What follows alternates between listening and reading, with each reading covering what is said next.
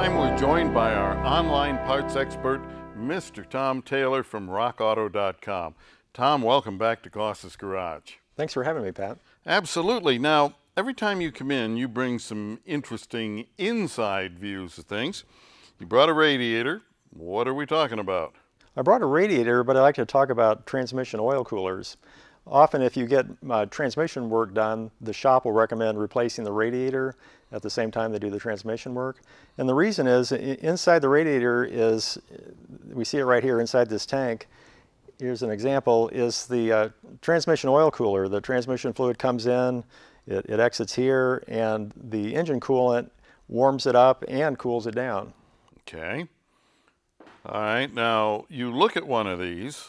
Now here you have one that I presume comes out of this radiator. Right, yeah, this is an old one out of this same part number.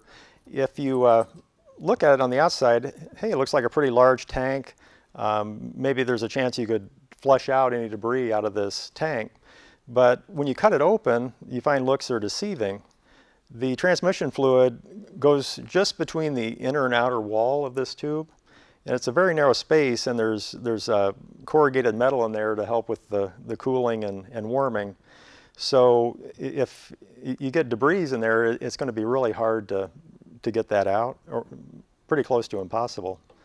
Yeah, and a lot of the companies that we sell their transmissions and install them in my shops, they insist, if the customer wants a warranty on it, any kind of a warranty at all, other than, you know, just the, if it's put in and it's defective right now, if they want any kind of a warranty, you have to replace the cooler or the radiator, however it's configured on that car.